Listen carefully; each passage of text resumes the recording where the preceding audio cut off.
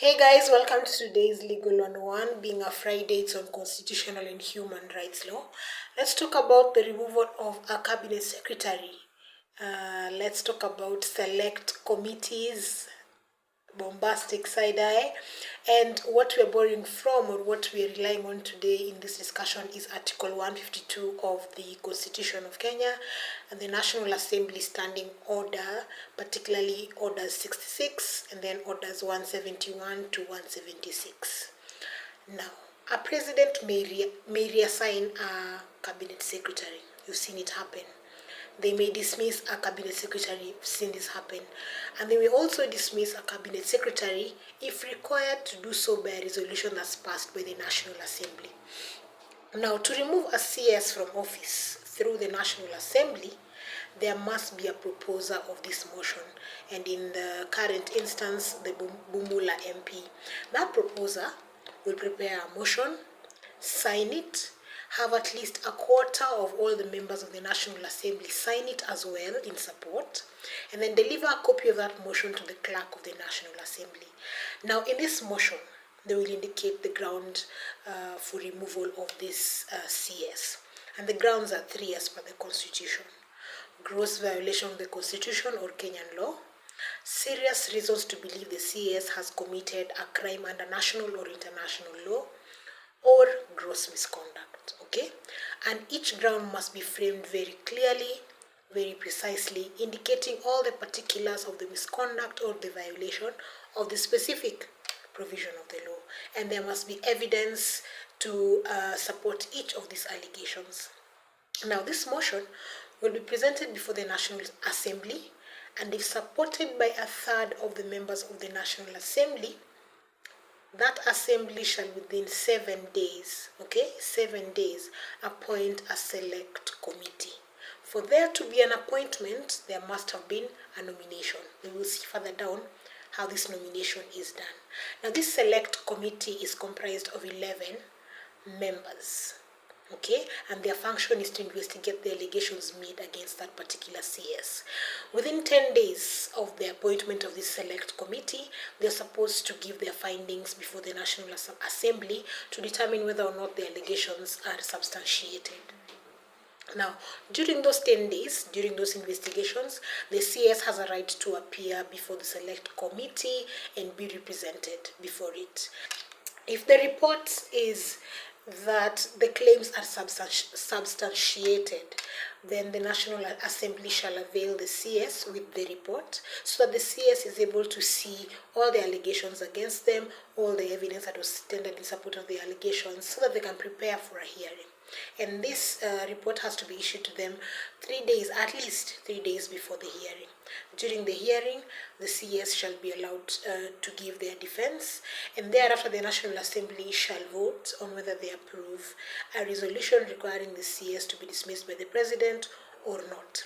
If the majority votes in favor of the removal, the Speaker of the National Assembly will promptly deliver the resolution to the President, who shall then dismiss the CS. If the claims are unsubstantiated, no further proceedings shall be taken. That is according to the supreme law of the land, which is the Constitution. So let's talk about the membership of a select committee. They are nominated by a committee of the National Assembly called Committee on Selection. This Committee on Selection is comprised of the leader of majority, who is the chair, the leader of minority, and between 11 to 21 members of parliament who are nominated by their respective political parties. Taking into account also, we have independent members of parliament and other parties that are not parliamentary parties. And this Committee on Selection is appointed within 10 days of the assembly of a new house. So when this Committee on Selection is making nominations to the select committee, they consider gender balance, of course, but also they consult with the political parties, because political parties have to go to their respective corners to get their best shooters. The membership of the committee must mirror the membership of the National Assembly, meaning the political party that has the majority members in the National Assembly will also be represented adequately, okay, in the committee. I don't know if you're picking up what I'm putting down, okay? So the next time you hear about Kenya Kwanza Azimio and why there's so much fuss over it, then you know there's an end game. And the problem we have in this country is that we vote on ethnic lines. We do. But we also vote based on political parties. In fact, in some areas you cannot mention Kenya Kwanza. In some areas you cannot mention Azimio.